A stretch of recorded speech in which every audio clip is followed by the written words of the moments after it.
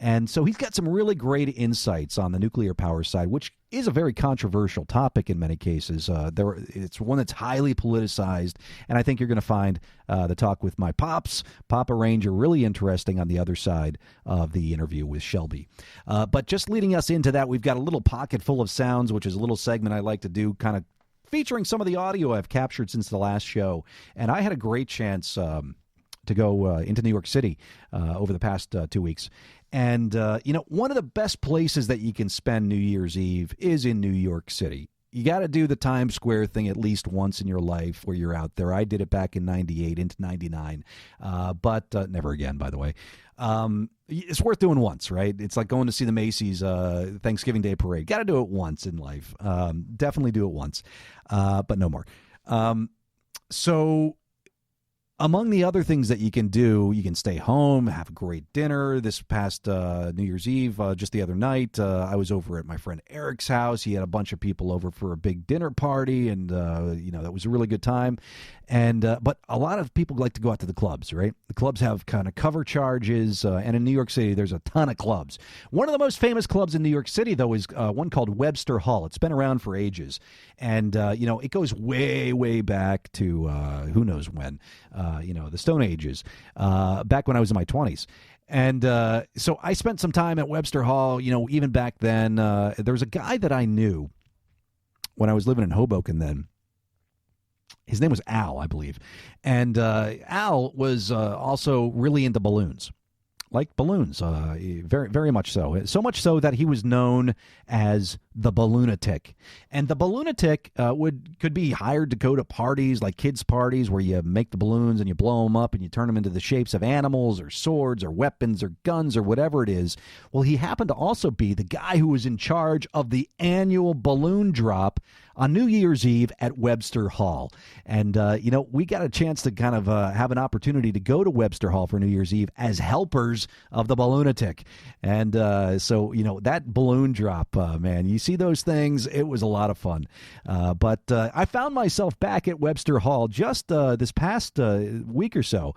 I was invited by Joe of AP Music, the AP Music group, to go check out a bunch of the bands that they're featuring. Among those is one that has been part of our show here at Pop Song Tech since nearly the beginning, Leslie Becker. So I went over there. We checked out Leslie Becker. We checked out some of the other artists, and I've got some audio from that, including Joe, whose last name is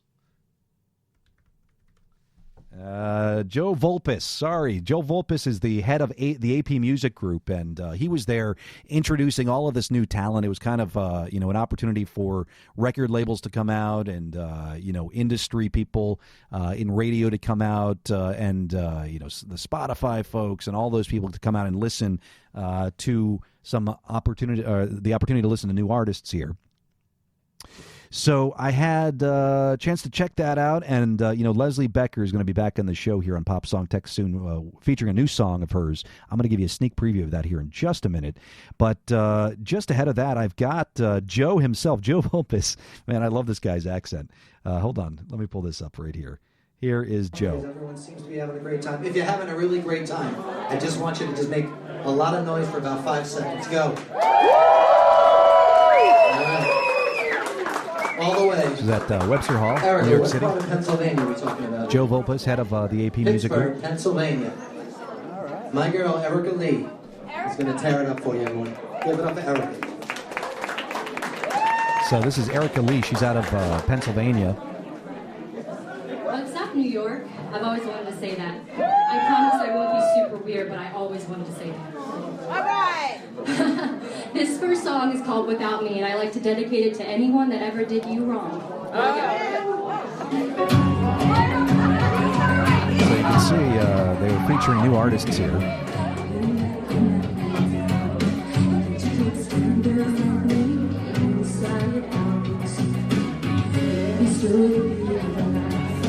So there's probably about a dozen or 2 dozen or so, a dozen to 20 or so artists that were on stage there at Webster Hall for this nice event, which was a great chance to feature up-and-coming talent and established talent like Leslie Becker. But here's Erica Lee.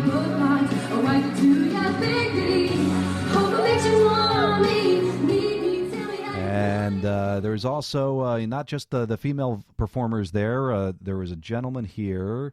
I believe his name was Angus. Drew Angus.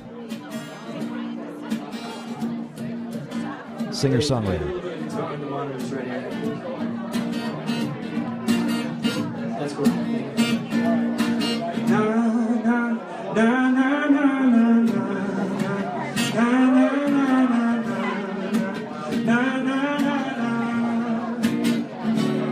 Really talented guy.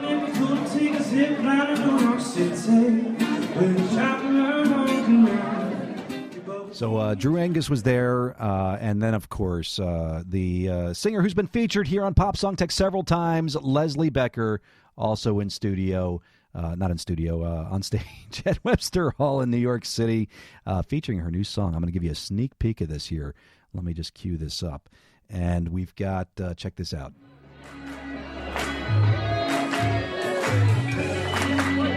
Should be talking about this song soon.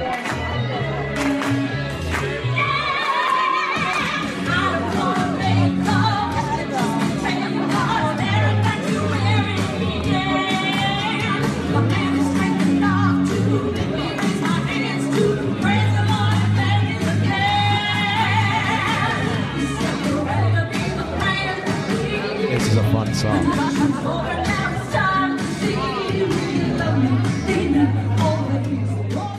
So that was Leslie Becker at Webster Hall. She'll be featured here on Pop Song Tech on an upcoming show. But today, my friends, ladies and gentlemen, starting us off the right way in 2017, we're going to be featuring Shelby Blondell's newest song called Christmas Eve. Recall, this is the start of the Christmas season, not the end of it. And, shouldn't we have a 2017 that is like the Christmas season the entire year? That would be so much better for us than apparently 2016 was. Well, I cannot think of a better way to start off 2017 than to jump on the phone here with our very own producer here at Pop Song Tech. I am thrilled to welcome Shelby Blondell back to Pop Song Tech on the air this time. How are you, Shelby? Hello. I'm good. How are you? I'm doing great. Merry Christmas. Happy New Year. This is our first show of the new year, and we have a lot to celebrate from 2016, but I am so looking forward to this next year at Pop Song Tech. Also, listen to some of the new tunes that you're going to be putting out. I know it's going to be a very active year for you. I would love to hear what you got planned. It is. 2017 for me is kind of the year of adventure. Doing a little bit of traveling, going to Ghana and to Thailand and to Greece, and to do some business things, also some music-related things, and also I'm going to be putting out a bunch of new music and new videos, all sorts of stuff this year. So I'm really looking forward to it. That is great. I'm excited to hear what everyone else thinks of it. Yeah, you put out some really awesome songs in 2016. Among them, and we featured several of them on Pop Song Tech last year. But among them, of course, Harmony, the duet there that you did with Beto. The song that we started the show today with, Started Up, was also kind of brought to our ears in the third quarter of last year. And, we're going to be featuring your latest single, a nice little nod to the holidays here, with Christmas Eve. And I'd love to hear, how were your holidays? How did the song go? I've seen like almost 7,000 views on Facebook already, not to mention the other platforms of this latest single of yours. Yeah, no, the holidays were great. And, this song kind of, I thought there's always so many great Christmas songs out. There's none about Christmas Eve. So that was one thing that kind of sparked my attention on this one. It needs some respect. It needs some respect. Christmas Eve, there's some memories in there, right? Yeah. I remember falling asleep many nights on Christmas Eve going, oh, wait, tonight's the night that Santa Claus comes? Yeah, and I know, we all have family traditions on Christmas Day, but there's also a lot of family traditions on Christmas Eve as well. So it's a big part of the holiday. I agree. If you're of an Italian descent, for instance, Christmas Eve is all about the seven fishes, right?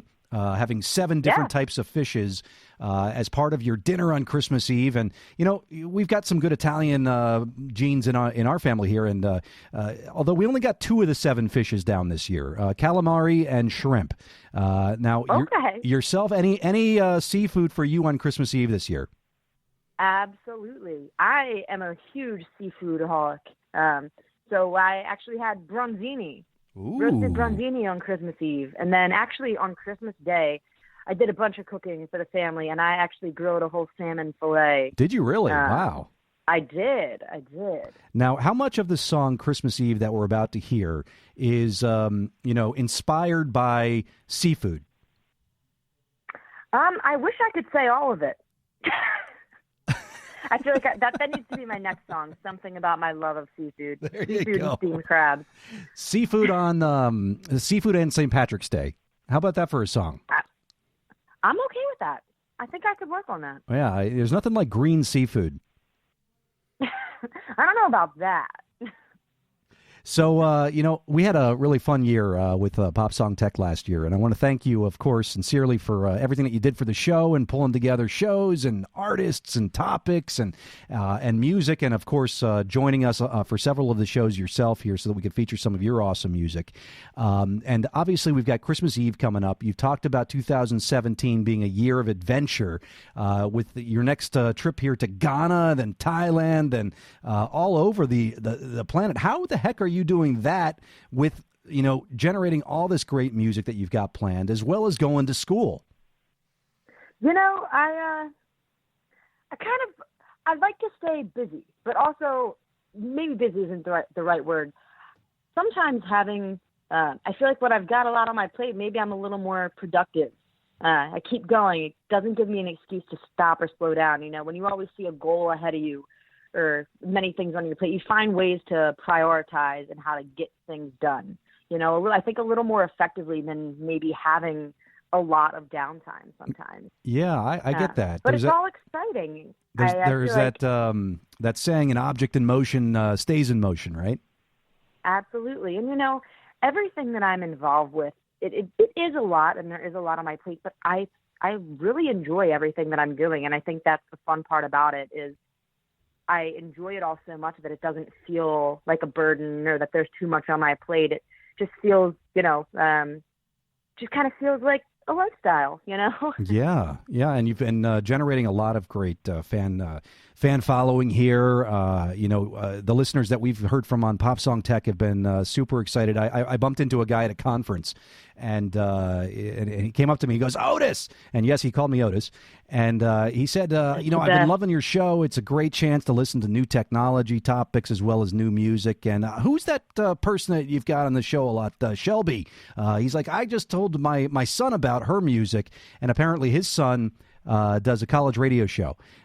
He does a weekend college show, and he's always looking for good new music. And this guy who listens to this show was telling his son about your music, and he heard it here first on Pop Song Tech. That's awesome. Hey, Pop Song Tech is where all the fun is. That's right, or much of it is. So listen, I have to talk with you about the latest listener of Pop Song Tech and the latest listener of Shelby Blondell's music. I woke up yesterday and I took a look at Twitter, and I saw a little notification icon there saying, "Oh, you got a notification here." And somebody, I looked at it, and it said somebody had liked one of my tweets, or a tweet that had mentioned me and Pop Song Tech in it.